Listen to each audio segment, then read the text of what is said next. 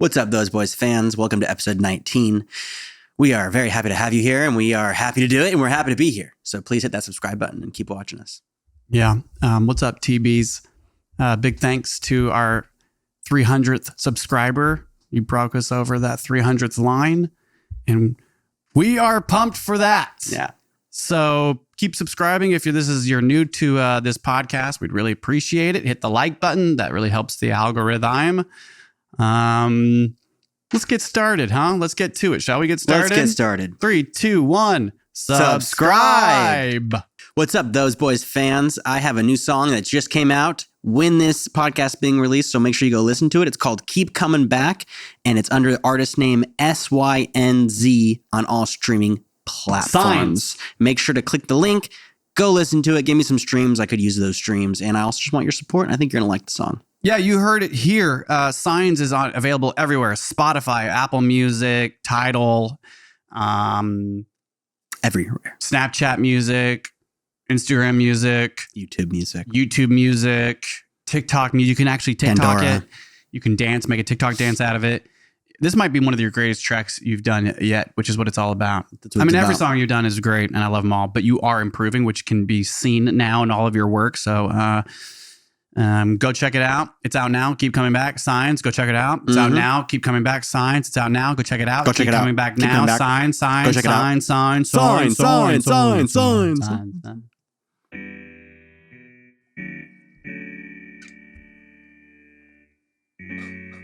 Hey, Nate. You look good. Don't worry. You don't got to ask. You look great. How do I look? You look good. I have to ask.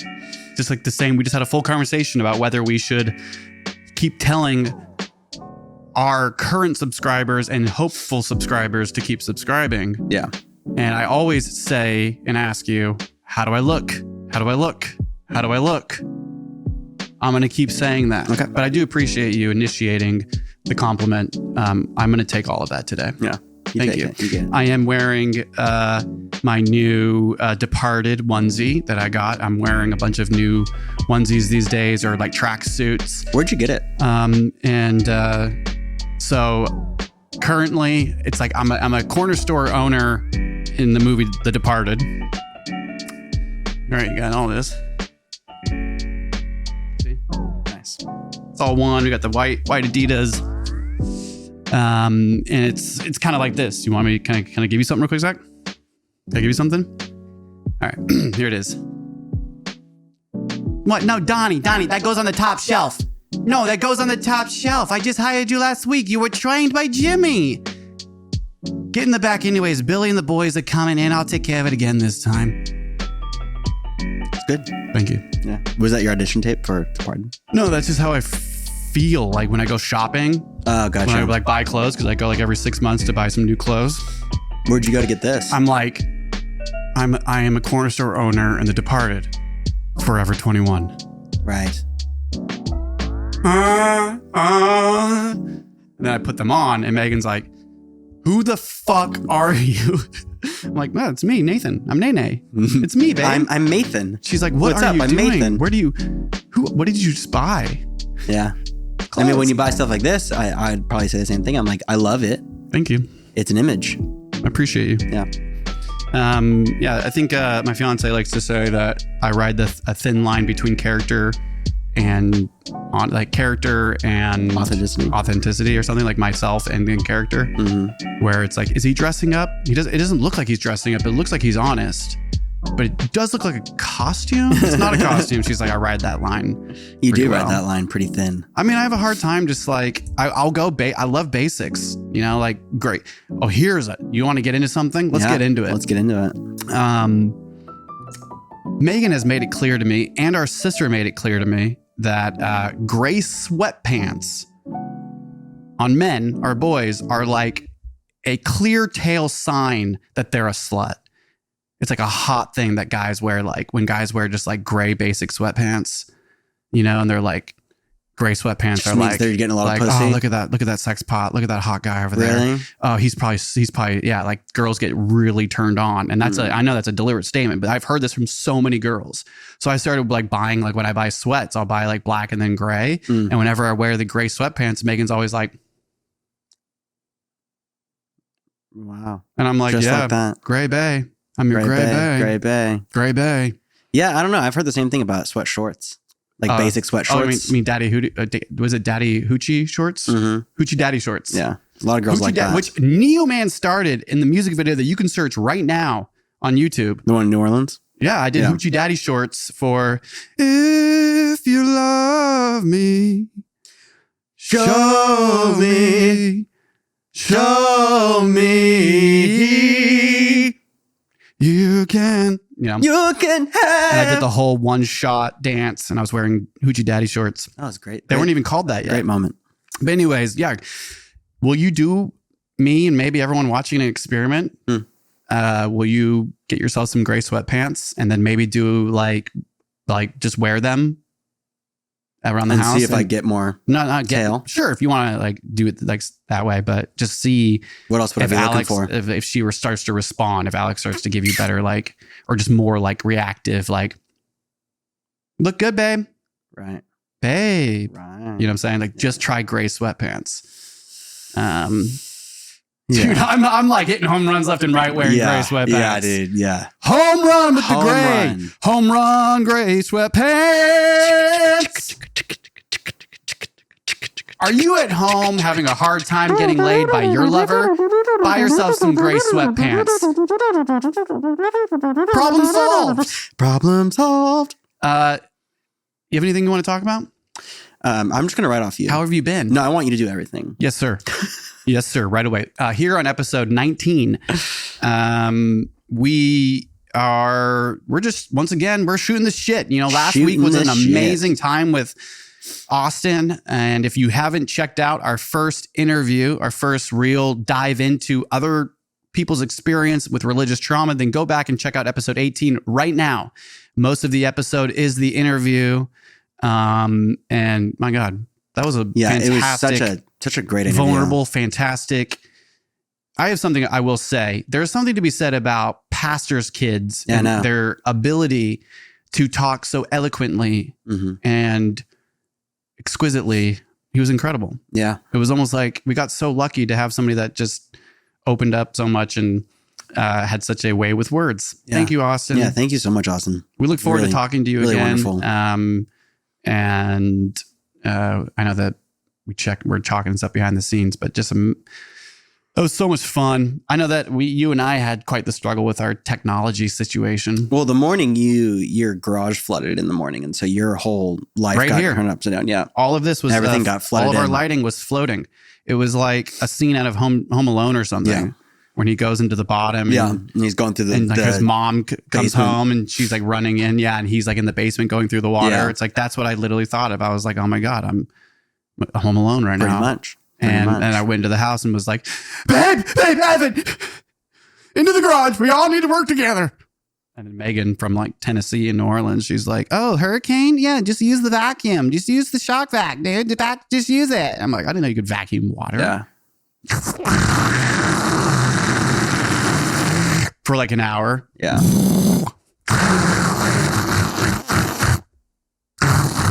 Nice. Yeah. I think there's certain things you learn the more you go into adulthood that are like, oh, this is a secret. I didn't know this. Or where you live, maybe. Like if you live in hurricane territory where it floods out, you learn that shop vacs can vacuum water. Yeah.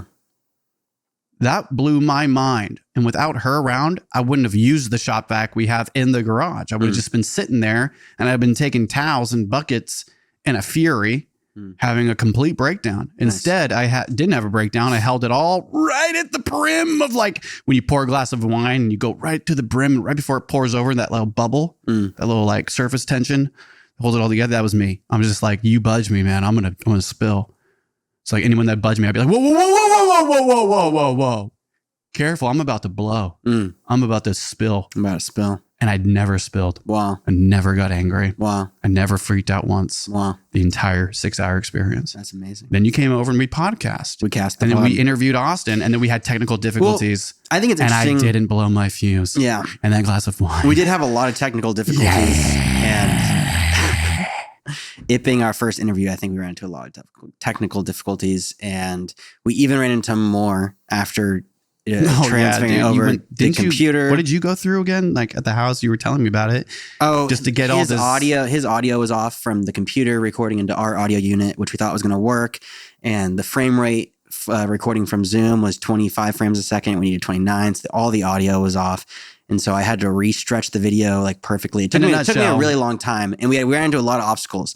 And what I've taken from it is we had an amazing interview with Austin to such an extreme like level that I never thought I would ever be able to talk to some kid from another part of this country that has similar struggles to me and relate to them. And be able to have such an intimate experience. And so it was so beautiful that I feel like when you're doing something that really matters, you almost have to go through some like trials, some loopholes and some trials, because it's almost like there's energy pushing against it in a way, because it's so good and it's so big and it's so real that it takes a little more work, takes a little more effort. And then when you're done, you're like, I can't believe we made it work. Like, the joke was that, like the joke you were saying energy, and the joke I was using with Austin was like, God. I think there's somebody that doesn't want to get canceled, bro. Yeah.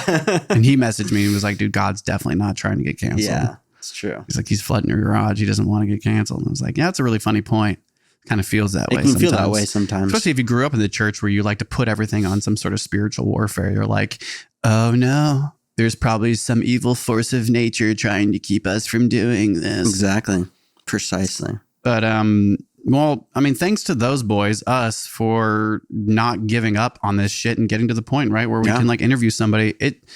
Doing that for me was like what felt like just more purpose in like what we're doing, and also made me feel a lot less unique in our experience, because I know that. But then like reaching out in the process of being vulnerable and then getting to the point of interviewing and going through with it and building this relationship with him, it makes me feel, this is going to sound weird, but like it makes me feel really small in this world of religious trauma, but then really big to start a community. I see what you're saying. You know, like there's so many people that have like different religions and different experiences that could be equated or like looked at under the same umbrella of religious trauma, like ideology trauma, exceptionalism, like American exceptionalism and ideology trauma.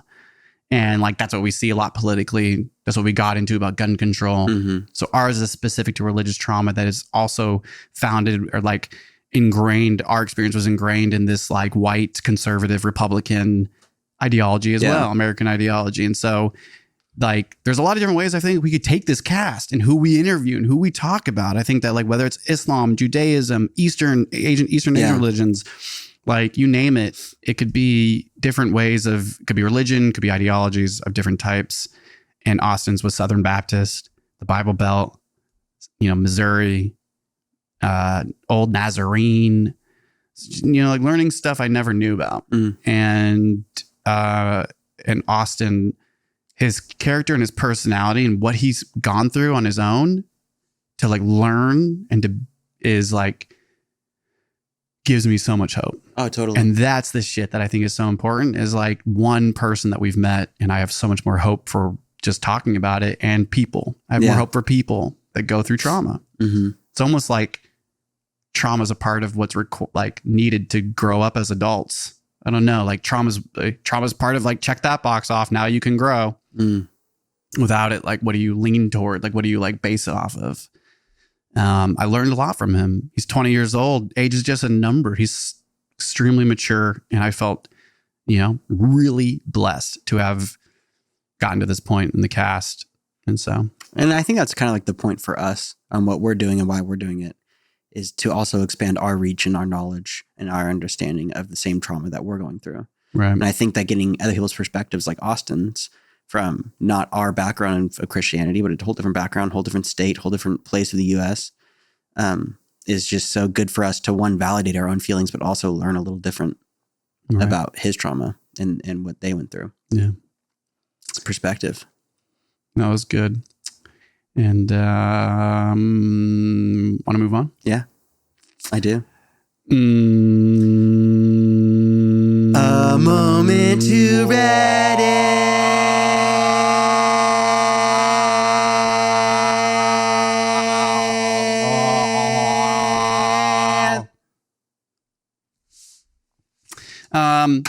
We're always trying to advance, improve, and step it up. So on this week's A Moment to Reddit, on this chill and relaxing shooting the shit podcast we call those boys, let's dive into some recent hot topics, whether it be entertainment, music, sports, you name it. Who knows? We find them on Reddit. We find them on the this week's hot topics page, news, politics, whatever you want.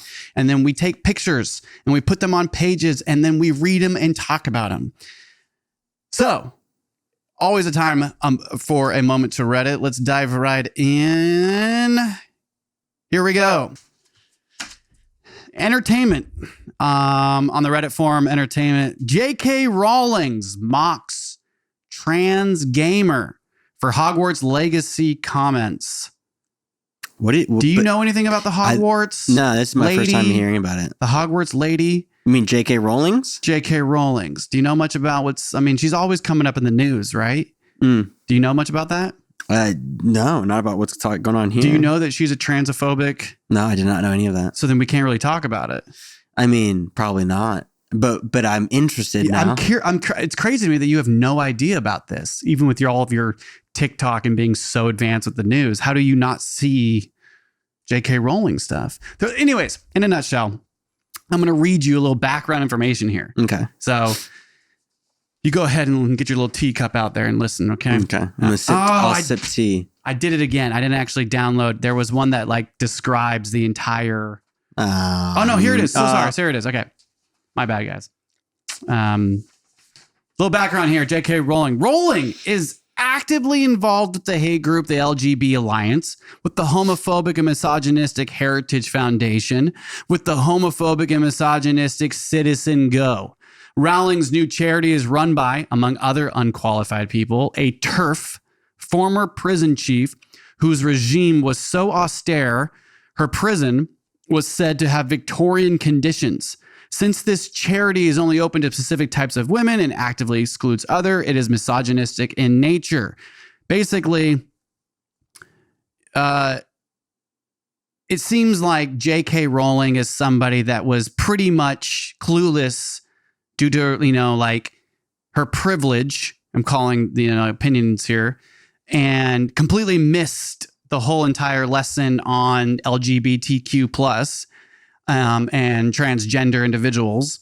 And instead of learning more, she just went more and more into the fringe or doubled down into this really terrible asshole mentality. And so there's just she's coming back in the news. But if you don't have much to say, we can move on. I don't know how to say to a lot of people that believe these things, man, and that fight for these things. I don't know what to say to them because I don't understand it. But what about people that really remember when we were being raised? We've talked about this. Oh, you can read Lord of the Rings, but Harry Potter, don't know Harry Potter. The people we were told we can't read those books, and the person that wrote those books is a fringy conservative. It's interesting. Right-winged, white, trans hating. It's interesting, right? Isn't that weird? Yeah. I mean, it is interesting and it is weird. I also just think that it's not a coincidence in any shape or form. What do you mean? I just think that it's the same thing with, I don't know, certain groups attached to certain things, and the religious entities that we were raised under didn't like witchcraft. Doesn't mean that the message of the book wasn't what they wanted. We loved the Chronicles of Narnia. Why? Because it glorified a lion, and we can call it Jesus. It's we attach to certain things, then push away other things, but then it comes out that all extremism is kind of intense and not good. And I think that what we're seeing with J.K. Rowling is great writer, but looks pretty extreme to the point of, I'm going to be a part of these groups that are against trans people, and I just think we're starting to create a world that's unacceptable with that. And so it's cool, yeah, you're talented, but you can't do this. Well, anymore. There's I think there's one community that might say that, the other community is completely supporting her. It's we're in a terrible place. So I don't think when you say we are creating a world, who's we? Who's creating? What are we? The culture? The generations, the future generations coming up. There's so many people that are completely on her side and completely disagree with you. I know. Massive amounts of people. I know. They're going to go, we're creating a world where we can finally get rid of those evil, but I look at confused sexual what's people. The world they're creating? They're creating a world where they're choosing which people get to stay. And the other people are trying to create a world of just inclusive of everything. Do you think J.K. Rowling should be held accountable? I think transphobic comments. I mean, I think if you've gotten to a place in popularity where you've made enough art that enough people have seen it, millions of people have seen it, your name's everywhere and everyone knows your name, it's your responsibility to do with that power as you please, but to like take it not for granted. And what's that famous line from Spider-Man? With great power comes great responsibility. It's like Rowling. But we know that's not true. There's so many people with power that take no responsibility over that power. Well, and never get held accountable for it. Well, now let's see. J.K. Rowling looks like she's getting held accountable. Not really. I mean, she's doubling down on it. She's like posting on Twitter like Trump does and everyone else does. And like whenever Elon gets called out, it's the same mentality. I know this. Her next book, I'm not buying it. But everyone will for this reason. It'll sell out on day one. I know. So, Lewin Allen said, I think that everyone has blind spots. And this probably started with one. She said something transphobic and was criticized for it. This is usually a test of character. Everyone has blind spots, but she could have used it as an opportunity to learn, listen, and grow. But she decided to double down. Now she keeps doing it and gets constant criticism, except from the TERFs who love that she's this. They want a child author on their side to write transphobic kids' books. It's sad seeing her go deeper and deeper into this. Jason Otigo responded to that. This is what hurts about Joanne, which I guess is J.K. Rowling's first name. Joanne. She's not just wrong. She became such a fucking asshole about it. She's become cruel and petty about it. She could hold her opinions and I disagree and leave it at that, but she has adopted rhetoric and argument style that's becoming increasingly indistinguishable from a right-wing troll. Yeah. Yeah. We are seeing a lot of this. Yeah.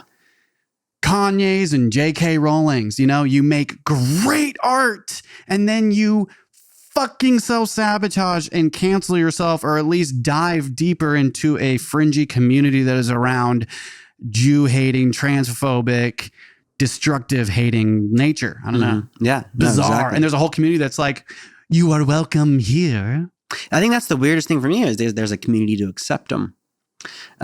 Which bouncing right off our last cast, we are Americans and we do have free speech. So here have you. It's like, this is free speech. And kind of like you said, is that fringe right now is getting blown out of proportion and she's going to get more famous for it and probably more support for it. And that doesn't help. But I think you're making a good point that this is what this person says, right? Is that they get criticizing, and the people who aren't are the ones that are like wanting transphobic, like the TERF, right-winged, fringed individuals that are like groups that are like, we want transphobic children's books. That's what we need, are pushing it. But free speech is never free. So that's why she's getting more famous and maybe more books are selling because of her doubling down on the turfiness. So she's got free speech to post whatever she wants, but that we know that that's better brand, right? Like hate speech is good branding. It might be free, or it might be called free, but it's not really free, right? She's making money and branding off of it, getting more of a support from the fringe. It's like that's Trump releasing the NFTs. All of it's kind of around like selling to that vulnerable population that's uplifting that sort of trolly lizard loving people. And when there's so much right now about this in our feeds where it's one group hates another group. This person hates these people. And it's just like a big attack on two groups fighting. When you look at what's the vendetta of each group, it's like, what's the vendetta of J.K. Rowling hating on the trans community? It's just hate, uncomfortability, just hate. Whereas what's the trans community doing? Trying to include love, inclusive love. And then the message that is false that's being preached, and I don't know if it's just the right wing, but whoever's preaching it is that there is this hate come from the trans community and they want to destroy things and they want to hurt people. And it's like, no, well, that's wrong. That's actually not what that community is doing. But we can openly see how the ones fighting against that community are just trying to spread hate. Yeah. And so it's, for me, just being an outsider's perspective from this article and J.K. Rowling and the trans community, it's pretty easy to see J.K. Rowling's trying to cause some hate and is getting very noticed for it. And it doesn't seem like the trans community is trying to cause any hate and isn't getting noticed for it. Yeah, we just went to the drag show for the Christmas drag show, and there was the Proud Boys out there banging that drum, and so that's the culture. That's the fringe. J.K. Rowling's in that group. Yeah, like she may never be the one playing the drum because she doesn't have to. And maybe this is the time in history where we're just pushing these people out. Maybe this is her. Maybe I don't know if we're pushing them out. I think they're diving deeper in. That's the thing. Is these powerful people that send off these rhetorics, and then there's hate crimes happening, and they're yelling their names during the hate crimes, and J.K. Rowling's name, and then you light something on fire, cut the power. Kanye's right, and then you just break a Jewish gravesite or something. That's the tripling, the doubling or whatever, the domino effect. But yeah. Free fucking speech. Let's move on. Yeah.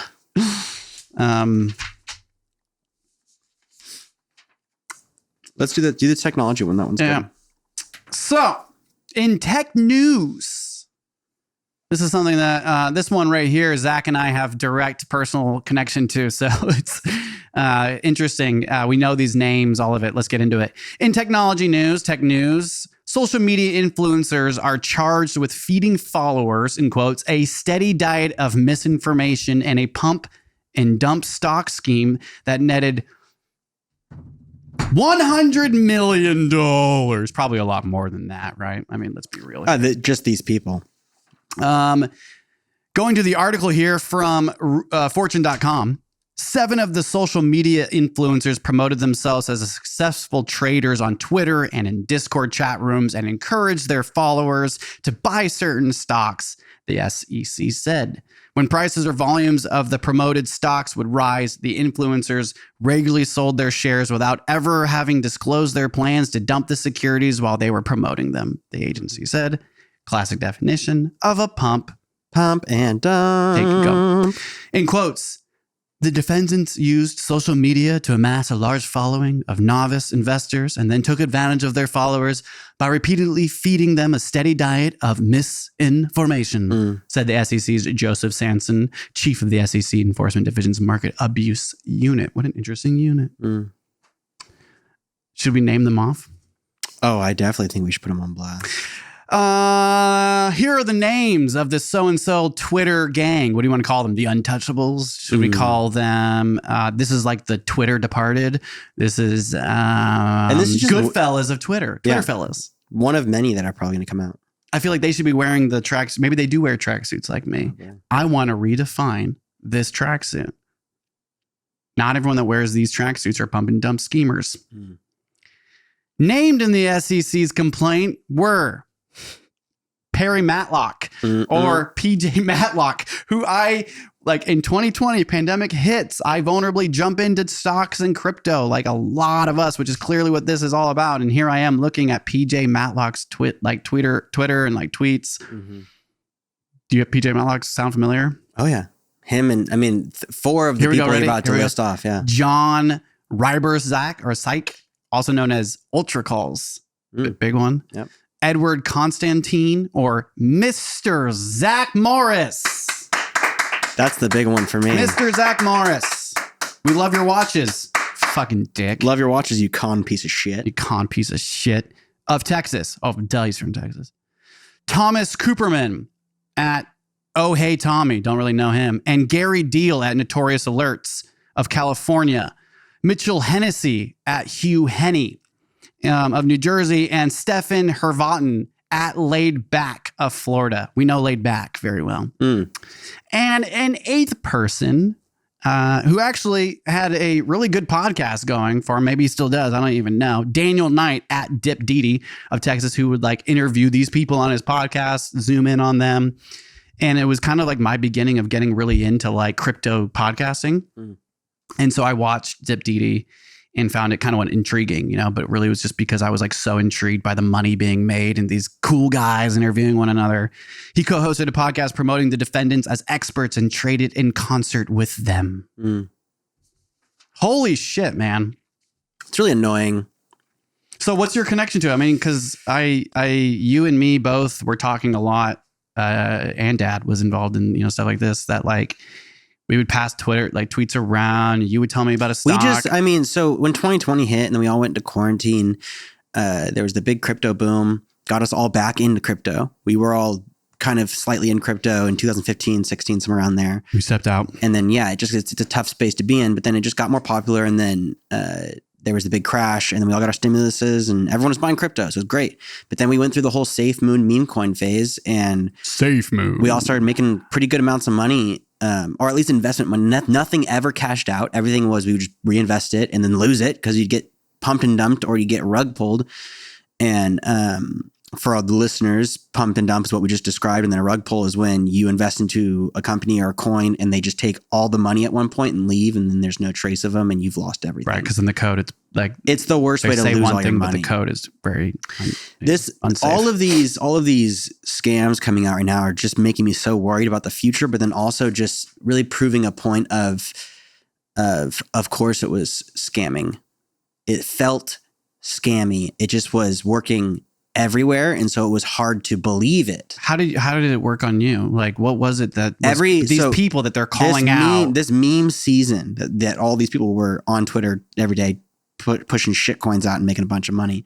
Or stocks, whatever they were pushing out. This season, these 2 years or year and a half they were doing this was a very special time in financial markets where there was a lot of money being printed and stimulus is giving out and a lot of ammunition to pump things because a lot of unintelligent investors had money to invest. A lot of vulnerability in the market. A lot of vulnerability.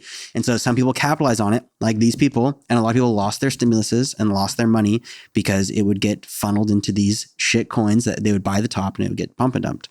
And it's just a shame because I really liked Zach Morris and I liked his Twitter for a really long time. And PJ Matlock, those are some of the people that I really... Why did you like them?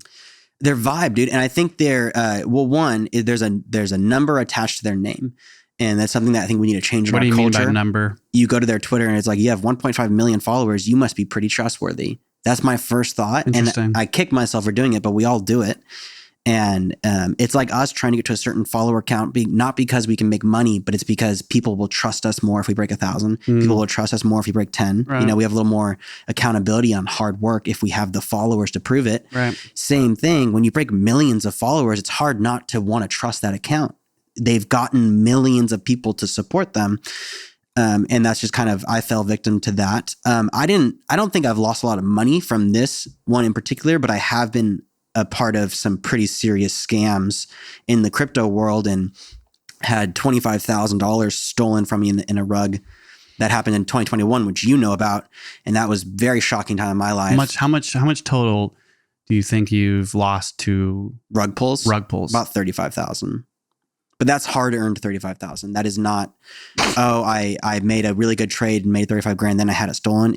I worked when I was 16 until I was 28 and I saved every dollar for a really long time. I was incredibly frugal. And then once the pandemic hit, I panicked and didn't think the US dollar was going to have any value anymore at some point because of all the craziness going on in the world and thought I should have investments, which I still think is way more popular and way more positive, but moved my entire bank account into not shit coins. I'm not an idiot, but into stocks and into cryptocurrencies as in Bitcoin and Ethereum and bigger ones that aren't likely to become scams, hopefully. But still, all my money's in it. And so you see this FTX scandal, the Genesis scandal, the Luna scandal happened a little earlier than this. This is coming out as, people are doing pump and dumps. The pump and dump thing's been going on for years. It's never going to stop. And I don't necessarily blame the scammers. I blame this social media way of approaching information. The market in general. The market in general is not safe. Twitterfy. And if anything, our governments should be trying to make it safer for the young and less known investor to be able to invest their money if they want to and not have it at risk. And they blame cryptocurrency, but this is pump and dump on their stock market too. I think that I was reading some of the comments and stuff, and a lot of the top comments were like, then call out info commercials, then call out what the government's been doing forever, then call out big corporations that scam us on, discounts that end up being more. And there's I think There's a place for everything. I think we There's are a part of calling 'em out. scamming and huge corporations always, right? Like and so like calling out the small man. Thing is that these guys are not small. The fact that you and I know these names. Zach Morris was a Disney immediately- actor. No, he wasn't. Zach Morris, look it up, dude. He was? I thought that picture of him on his Twitter, is he actually from that show? Yeah. That's not him. That's Zach Morris, is it not? No. Oh, is he just a different person impersonating him? I didn't know that. That's how he got you too. He uses Got a me. classic, what's that show called? The picture of the kid, the guy. And he's like, he's like the good looking hair, It's suave. It's Zach Morris. That's who it is. No, that's not him. Yes, it is. That's a picture from the TV show, bro. Look. That's the picture from the old show. On the TV show, I'm pretty sure it's Zach Morris. No. Oh, you mean like you're saying the character's name is Zach Morris. I think so. What's the name of the show? Just, Google. I wonder if we could figure it out. While you're searching that, when the pandemic started and I was working, nurse. And so I'm very busy. It was a very stressful time. And I got really into crypto and stock. We all did. And we started our text thing together. And I started following all these people. Saved by the Bell. Saved by the Bell. That picture of him was a good way to get me to be attached to his Twitter. That's him. That's zoomed. Yeah. Show it on your camera, bro. Mr. Morris. Yeah, that was the Twitter picture. It was very attractive. The way he talked, and then he'd show pictures of his suits and watches in his cars. It's crazy that I'm just now finding out it actually wasn't Zach Morris. Yeah. I thought that was the actor. So isn't that a huge part of this? Yeah. Exactly what you just said. There's something appealing, like, oh, look, he's like, whatever you want to make up. Disney actor. Whatever you want to make up to make it more What's the guy's justifiable. actual name? I don't know. Edward Constantine at Mr. Zach Morris. Fuck, dude. I'm surprised that whoever acted, maybe Edward is the actor of Zach Morris. I don't know. I don't think they have any correlation. I'm going to look it up. We should probably know. Yeah, but like PJ Matlock and Dan Didi or whatever, like what's crazy to me, man, is I didn't do what you did. I didn't throw all of my money in. I took like some thousands here, put it in crypto and stocks, and I was a part of the whole Robinhood and like downloaded different apps, but used Robinhood and then crypto and I actually set some of these guys' Twitter accounts with notifications on, so I would see when their posts, Same. tweets would come in, so that I could try to get into these stocks earlier. I don't even know how much money I had lost total in 2020 and because of these direct guys that are being called out on one of the top, stories right now on Reddit. And so I try not to speak too ill of people, but I mean, I still think of these guys as having really cool online personalities. That's what's crazy. Right now, when I think about them, I'm like, these are cool guys online, but fuck them. Yeah. It's weird. It's weird how that works so well. Yeah. Did you just search it up? It's not him. I know. Totally They different got person. you. Yeah, they got me. Oh, that's beautiful. I'm so happy that happened live. Yeah. Proving the point, hold them accountable, take them to court. This is why you and I are never going to do anything with crypto. Sorry. Oh, nothing scammy. We're never going to do anything. I think there's something we could do. Justin Bieber always said, never say never. Yeah, never say never. Want to move on? Let's move on. Let's move on. Entertainment news in movies. Box office forum here. This is like a pre-movie interview because we're about to go see it. Avatar, The Way of Water. The budget supposedly $460 million according to Deadline. Most expensive movie ever. Very expensive movie. I thought it was $2 billion. Do you think that might be for like 2 and 3? I think maybe. But like I've been seeing different numbers around 400 or 500 million, whatever it is. Clearly, you're never going to get it's all propaganda, but we do know that that's ridiculous to hear. It's a very expensively made movie. We're going to go see it next weekend, and what I think is really fun is I have some box office numbers because it's Sunday today that we're filming this. Yep.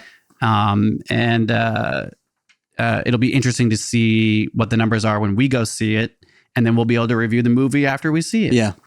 But we're going to see it at a really dope AMC theater in San Francisco that has the triple screen. You don't got to wear the glasses. It's supposed to be the best experience you can see it at. It's going to be prime time. Yeah, it's going to be great. I guess Avatar 1 opening weekend made 77 million, and Avatar 2, The Way of Water, this weekend brought in 134 million. Mm. And so not bad, a little bit of an increase. But I know that I remember when we all went and saw it with mom and dad and the family in theaters. And I remember that first opening scene because everyone's like, yeah, it's not going to be that revolutionary in that first scene. With the bubbles floating. And you're all of us were like, look. Yeah. It's like, you're right. This is real. This is going to be good. And then like after the first one, there's people like committing suicide when they couldn't be avatars. Yeah, dude. This is me. This is me leaving the theater. What do you call it? Navi. This is me leaving the theater the first time ever seeing Avatar. Ready? Okay. Give it to Go me. into Avatar and I'm like, this is going to be interesting. I can't wait to see it. Whole time. And then the second the movie ends, right? This is me. So sad, dude. So depressed. Pure depression. Nothing's going to be this good. You walk out going, I'll never be able to experience connecting my hair to the tail of a flying dragon. Exactly. I am precisely. One. I fully was accepting the bullshit reality I was born into. It's just like, oh, yeah. Your tail was connected to the Bible, you little bitch. I was. It was like you read the Bible. Anyways, yeah. Pretty massive. That's crazy though that they spent so much money on it. I am seeing so much on it, and honestly, I think Avatar, this movie and this budget, this insane budget, I think is a great representation of a director that is so involved in their art. Money doesn't matter. Because there are some interviews I've seen with him where there's a lot of complaints. Like the main complaints about the movie is it's beautiful, but there's a lot of water. It's beautiful, but there's a lot of water. I've heard that a lot. A lot of water. Lots of water. And I've seen a couple of clips of the director saying that like he's been given a lot of like suggestions where it's like you could have cut out some of the water scenes. And his thing was, if I left it in there, there's some people that are going to be happy I left it in there because I left it in there for a reason. So I left it in there. I mean, it is called The Way of Water, but I too have like tried to keep away from any sort of reviews, but I've just, whenever things come up on my like reading through Reddit or whatever, it's like, I read some comments and people say that they're like, amazing film, broke all expectations, lots of water, lots of water, bright white reflections and water. But I mean, it's called The Way of Water. What are you looking for when you go into these movies? When I went into Avatar, I was looking for the newest 3D technology, which is underwater now. Which is now they have the newest 3D technology underwater. So it's underwater, and the story just has to be reasonably good. But it's underwater. So it's in the water. Yeah. So breathe the air, not the water. Yeah. Precisely. Got it. Well, we're excited, and we're gonna see it next weekend, and then we'll be able to fucking talk about it on the chat. It's gonna be a big spoiler alert. We're gonna sing it December 23rd, and we're singing with the kid, and we're singing with the ladies and some friends. And we're all going to the city. It's gonna be fun. San Francisco. It's gonna be so fun. Open your golden gates. Don't let nobody wait outside your door. Moving on. In entertainment news again, because this is entertainment. This is where I read it was entertainment. This is nothing else but entertainment. Donald Trump NFT collection sells out. Talk about crypto scams. We're looking at one of the biggest ones happening in front of our eyes. I don't know if this is a crypto scam. This is a humanity scam. Yeah. I think that says enough. I don't even need a comment. I will. Donald Trump NFT collection sells out, price surges according to data from OpenSea, which is the NFT crypto website. If you haven't been there, go check it out. The collection's floor price is about 0.19 Ethereum, which is about $230, more than double the original mint price, which was $99. I'm saying this from December 16th, 2022 at 6:39 a.m. I don't know what the price is now. All I know is I've lost hope for humanity. But if we were smart, we would have bought them and then sold them and dumped on those motherfuckers, right? I guarantee people are pumped doing and dump schemed right here. That's what's crazy, right? Is that these guys, PJ Matlock and all of them, are getting like literally sued in court. And then here's the president as he's getting sued, doing other Ponzi schemes. As he's getting sued, he's like, you can sue me for this too. Might as well just throw this in there. I'm going to do it right now. You can't make this shit up. You can't make it up, dude. That's why I'm like, Yeah, I don't have much to say about him anymore. I'm tired of hearing his fucking name. And I'm tired of his damn scams. So, I don't know how to say this name. Shedep says, so then he just made $4.5 million and will continue to earn 10% commission on every resale as they skyrocket in price until they crash. And the only people who lose are the ones who bought them. And Function Built says the ones who are left with them, ... NFTs are basically hot potatoes. True. At some point, they're going to become nothing. But for the meantime, you can make some money off them. Let that sink. NFTs are like hot potatoes. Oh, and then read the comment below.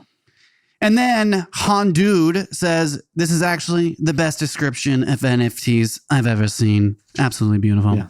Beautiful NFTs. It is hot potatoes. It's like you get the NFT and it's like going up in price because of whatever. And then you sell it. And then the next person has it. It goes up in price. And they sell it. The next person goes up in price. Then it crashes. And the person holding it is lost with nothing but a GIF or a picture, whatever it is. Fascinating shit, man. I say it a lot on this cast. I'm going to keep saying it on this podcast. Truth is always stranger than fiction. You just can't make this shit up. Especially when it's true. Especially when it's true. Truth is stranger than fiction, especially when it's true. Yeah.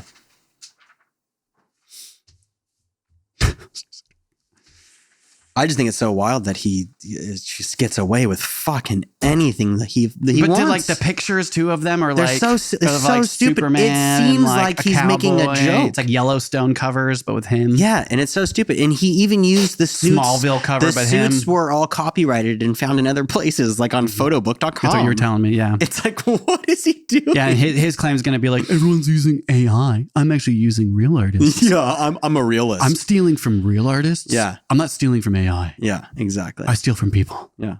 I'm American. Let's get back to the best America. Yeah. The good America. The America you love, America, and you love me. Let's get back for I should be your president. America. One of the things I want to do with these NFTs, buy the NFTs. I promise you, you're not going to be, you're going to love them. They're beautiful. And then I'm going to give you a place in the White House. When I run for the second time, I'm going to give you a job if you buy these NFTs. They're going to be wonderful. The most attractive. The biggest NFTs you've ever seen. I haven't practiced my Trump voice, so kind of throwing ourselves under the bus trying to do it. But all right, our last hot topic of the day. This is something that I found, and I think we talked about it a little bit, but I find this fascinating because we talked about Avatar. Steven Spielberg, in the movies are here, entertainment again. Steven Spielberg regrets decimation of shark population after his movie Jaws. Oh, because he created such a fear of sharks? I guess so. Well, the 1970, and this is coming from bbc.co.uk, says the 1975 film Jaws tells the story of a great white shark that attacks a U.S. seaside town, which influenced a rise in sports fishing across America. So sports fishing, what this movie did. Research has suggested the number of large sharks fell along the eastern seaboard of North America in the years following its release. Interesting. Yeah, like people went out and started doing more like swordfish fishing and interesting. And like killing sharks and stuff like that. And they're blaming Steven for that? I think it was his film. There's a lot of commentary on this, but check this out. The person who wrote the book Jaws, right? Because the movie's based off of a book. His name, the author, this is coming from Superman, says Peter Benchley, the author of Jaws, who wrote the book, also spent the rest of his life as a shark conservationist and ocean activist after learning what people were doing. So I think somebody who wrote this story that saw what was going on felt some guilt and then decided to dedicate their entire life to ocean activism and, this whole making awareness of the sport fishing and stuff like that. Fascinating. It's a fascinating idea because it's something that was once your passion that led to an art piece or something influenced so many people to do something you didn't like that your passion has now changed to kind of try to change the change you made. Right. It's like, oh, interesting. Like life, like if it just, you never know what to expect with the decisions you make. They always have consequences. You set expectations and all of a sudden 10 years later, someone wants to do the movie. What if Steven Spielberg is super scared of sharks? I haven't seen his new movie, The Fabelmans, which supposedly he opens up about all of his life, Mr. Hollywood. But what if he was super scared of sharks And so he's like, I want to make a movie about a killer shark because I'm so afraid of him. And his fear of sharks, one man ends up killing hundreds and hundreds and thousands of innocent sharks. Yeah. And creates a whole sport, because of his one fear. And so that's interesting, right? Like, it's bizarre. But I do think it's interesting when you hear that this author, Peter, who wrote that book, dedicates his whole life to being so guilty. Not good. It's kind of like back to Disney movies, Jaws. If you're making movies that end up sending humans down a path of making horrible relationship decisions or killing sharks at an alarming rate, then I don't know how to hold things accountable, but I think the effects of the art that we do as a population directly affects us as people, and it has like an effect on how we respond, like pop culture and branding. And that's why PG Matlack and they made so much money. Now they're being held accountable. Should we hold other people accountable for different things? Are they being held accountable? Ending cycle that is cancel culture. End them all. Burn them at the stake. Get rid of them. Just kidding. Very nice. A great expression of emotion there, Nathaniel. I'm apologizing. That's going to be the end of Moment to Reddit. Thank you, everybody, for joining us for Moment to Reddit. Thank you. And I love doing that with you, man. I think it's fun going over pop culture and topics and just talking shit. It's a blast to do that. What's interesting is when we first started this podcast, for the good first 10 episodes, I was so into pop culture because I wanted to talk about it on the podcast. Yeah, I know. And I couldn't wait to make shorts about it and get my voice out there. And the more we've done this and the more I've paid attention to pop culture and we have talked about it, the more I've separated myself from pop culture and been like, I don't care. Yeah. I don't care. Well, I mean, doing this is we just sat down on the couch for a couple hours and we just started going through stories and talking about shit and being like, hey, this is interesting. Let's talk about this. Because I'm always going through Reddit every day. And so even if I'm not that interested in it, it's like I'm thinking about it. And I love going through Reddit pop culture. I think it's every social media site and whether you use TikTok or whatnot. And there's a whole conversation you could have about this. But I'm a big fan of Reddit. I think the way it's presented is topics that you just fun talk about, read the articles, what have you. We should save the words for the next one. Yeah. We want to save Gen Z slang? Yeah. Also, funny that we've gotten this far in the podcast. This has been living rent-free in my head, man. There you go. These Gen Z slang has been living rent-free. It's funny we've gotten this far in this podcast and hasn't said Happy New Year, everybody. Wait, what's today's date? This is our New Year's podcast. Today's date? It's December 18th today.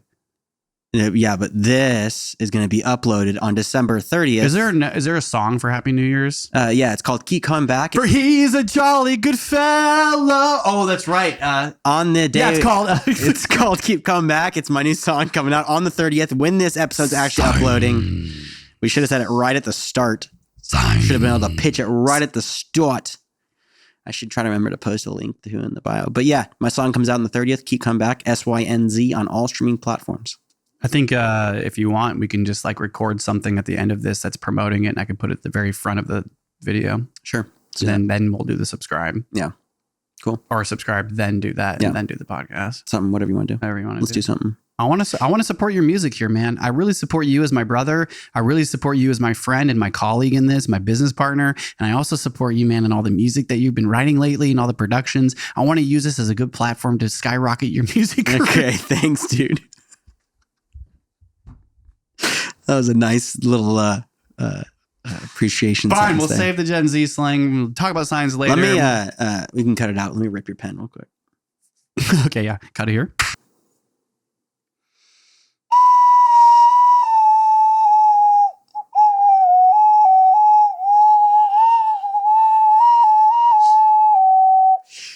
That battery doesn't work well either, man. All batteries suck.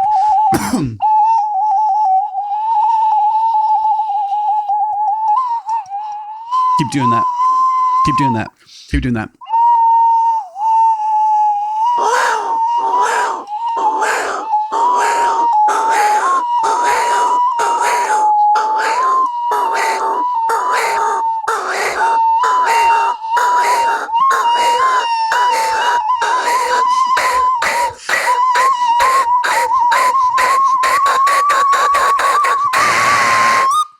Let's go to the game cam.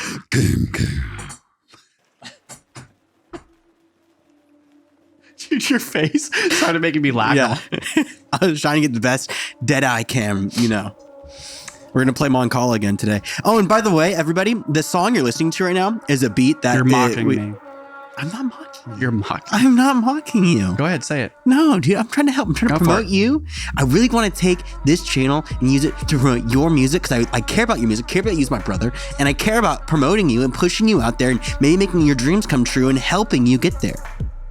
The song you're listening to right now is a song that probably was produced by Nathaniel Christopher Blaustone himself, and he's using my platform to promote his music. Thank you for letting me use this platform to promote my old music through the game cam. And this is round 2 of Mancala. Mancala 2.0. You won last time, bitch. You're going down again. I'm going to destroy you. I'm going to destroy you. I did win the last time. Do you remember what episode it was? I might clip back to that episode right now, but it depends on how much one I actually it's work. 11 or 12. One of those two. But it's probably in the title. We'll find it. Yeah, this is why we need to get better at podcast notes. It's in the picture. We need to get better at podcast notes. I have the game in the bottom center I want corner. ChatGPT to be like, which episode was the Mancala? Episode 12, times 32.50. You're going down. Can we turn it this way? Yes, we can. Okay, who's going first? Let's sham robo for it. And we're only going best out of 1. Okay.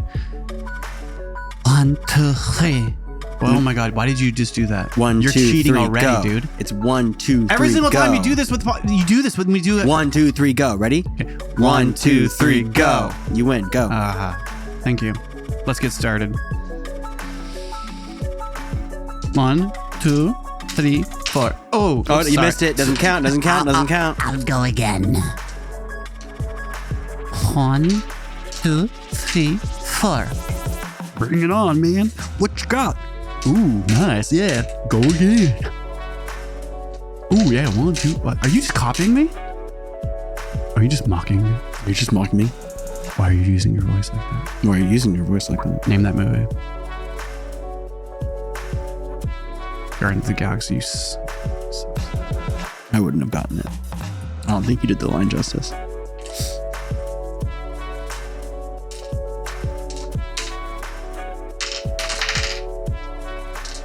Bad placement tonight. Can't really see where I'm playing once my hands are over it. So it's like the Mancala pieces are going in, but they're not going exactly where my hand-eye coordination is telling them to go. Gotcha. So if I miss, just take that as a gentleman's game. Gentleman's game, gentleman's game. 1, 2, 3, 4, 5, 7, 8, 9 divided by 2. That's makes sense. Okay. Carry the R. No, I'm going to leave the R this time. Interesting placement. Why would you grab that one? Oh.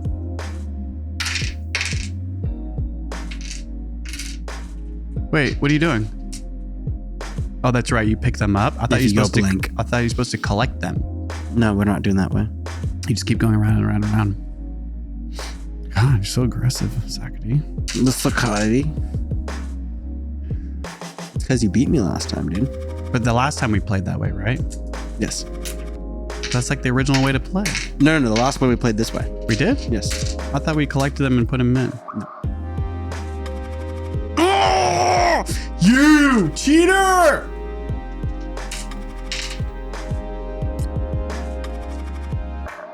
Come on, go ahead, man. Take it. Yeah, because we're playing a different way now. Now you just have to go around the Mancala bend. Around the board you go. Around the wooden river bend. You went with them. Zachary goes forever. Are you sure you weren't supposed to pick it up and then go that way? Why would I go back that way? Because you're like collecting them. Yeah, I collected them from here though, and then went this way. Okay, I don't know. I'm trusting you. I think you want to beat me. Honestly, I think that's why you're doing this. I always want to beat you. So I don't. This is a stack. That is, you got it. This one's a part of it too. Good. It's good. It's good. It's good. It's gone. It's gone.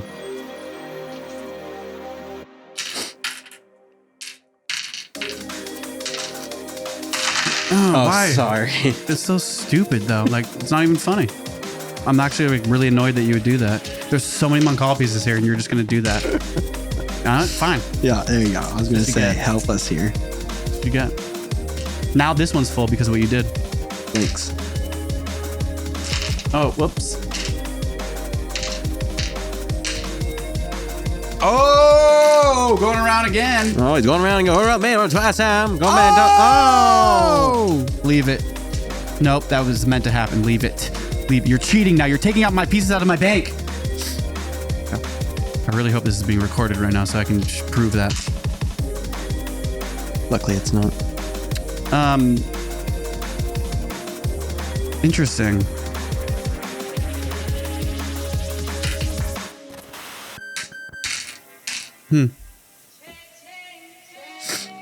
Let's do it.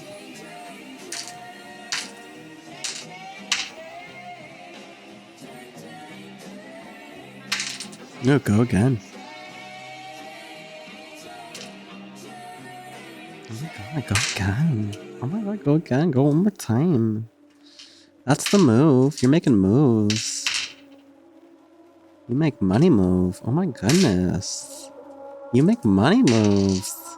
Oh my goodness. That's a big pile you got there. This is part of it. Did you plan that? That was a big move if you planned that. It's just the biggest Mancala pile I've ever seen in my life. You can only use one hand. I'm rich! I'm rich, bitch! Oh. Leave it. Leave it. It's meant to be. That'd be such an intense Mancala game, like every fault move. Yeah. It's like, buddy, love, fault move, right? Mancala on the table. Point, exactly. Leave it. Leave it. Oh, God. Leave it. This is hard, man. Don't let these piles get so big. That's what she said. Oh, it's like a whole new game. Yeah. You went around once. Can you do twice? Nope, I'm just gave you all my pieces. Thanks, man. Thanks for giving me all your pieces. Wow, my arm's tired. That was such a good round. My arm's hurting. I have like really bad tendonitis or something. Go for it. Do what you gotta do. You gotta come up here somehow. Mancala's my game, bro. Mancala's my game, bro. I don't know. You're having a good come around here. You got a lot of pieces on. Oh shit. You know what? This is a close game. Yeah. It's definitely a close Visually, game. it looks close. Like my side looks a little heavier, but yours, every Mancala that goes in makes it more even. Okay, well, can't really do much here.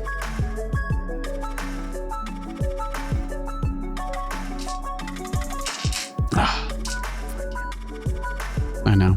Fuck me, right?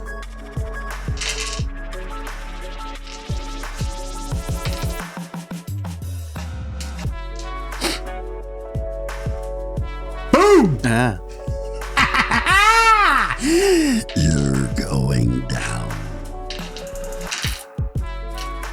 Yes, come to me, my sweets. Oh, snap. What are you gonna do, man? What you gonna do, man? Honestly, I'm a little nervous. My side's getting so full. Things might start falling out.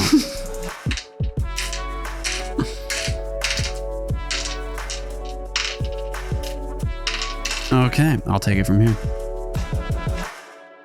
Nope. Oh, I guess I... Oh. Wait. Oh.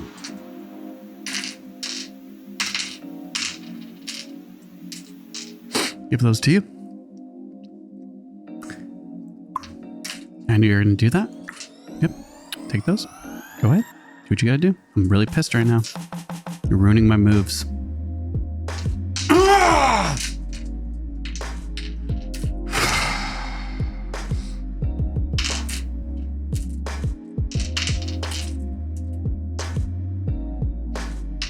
And I remember what it felt like to win the game round one.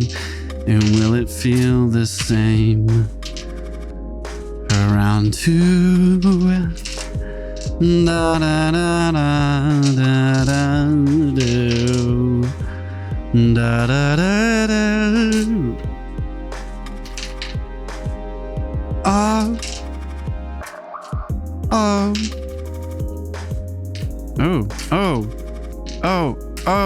Oh. Still your turn, but you can't go, so I have to go. My favorite part. My favorite part. He's my favorite part. He's my favorite part. So now we should count them.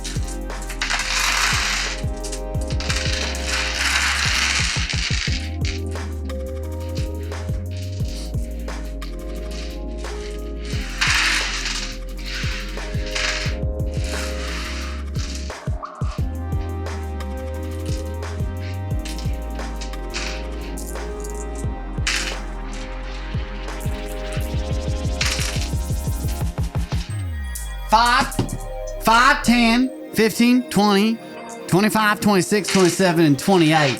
What was yours? You beat me by 8 points. All I had's funny. Thank you, everybody, for watching Mancala 2.0, where I did wipe my little brother as toilet paper again on my ass. Wipe. Got you. Good God! You scared me with your Calabrese eyebrows. That was a great game, Nathaniel. You scared me with the Calabrese eyebrows. I don't know what's so intimidating about these eyebrows. Oh, you know what? Every single time I feel like we've been winning lately, we've been rubbing, like shoving it in each other's faces, screaming, making our ears bleed. And go for it. I'm taking a new leaf this time. Sure, I think you played very well. The way you grab and scoop, you're a great scooper. Thanks, man. I really do. I think you're good at this game. Yeah, I believe you. Thank you for thanking me. I believe you for thanking me. And I believe you for saying what you said. I think you're really, really good at what you do. That's great. I can't wait to play you again for Mancala 3.0 someday, maybe episode 28. You best hope I don't beat you in Mancala. Yeah, I know. That'll be the day, right, guys? If you're watching, that'll be the day, right? With how many wins I've had, you better hope I don't beat you in Mancala. Because I'm going to make you feel it. You got a couple wins right now, brother, and you better live up to those wins. This game's getting close. Are you good? Damn it! All that work! I was really hoping that would have been flawless. All that work! Can you just make sure the one that fell on the ground is picked up? I know by the way you looked at me that you were going to do that. I just think you would have tried a little harder. You were all... It's like, dude, come on, close. I don't know. I tried. Right, that's what matters. All right. Anything you want to close out with, buddy? Anything that we need to point out? Any updates? We are almost on episode 20. We are almost on episode 20. It was a feat. We have 300 subscribers. We're making some goals, some headways. There's nobody in the woodworks right now to be interviewed. It was pretty stressful doing Austin's, so. We got to figure out some logistics. We're gonna do it again soon. Something. Yeah, but we love having Austin on, and we can't wait till the next one. Yeah, or a doctor of some sort to talk to us about the research that we would love to learn more about. Until then, thanks for watching, and we'll see you next time, everybody. Next time. Sleep well, wake up bright, and go out to whatever time you're watching this. Be strong, be well, do what you need to do. And get it done. Definitely. And do it well. And just know that be a doer. To be a doer. Be a doer. D-U-E-R. See you, everybody. See you guys. Thanks for watching. All right, check it out now. Check it out now. Check it out now.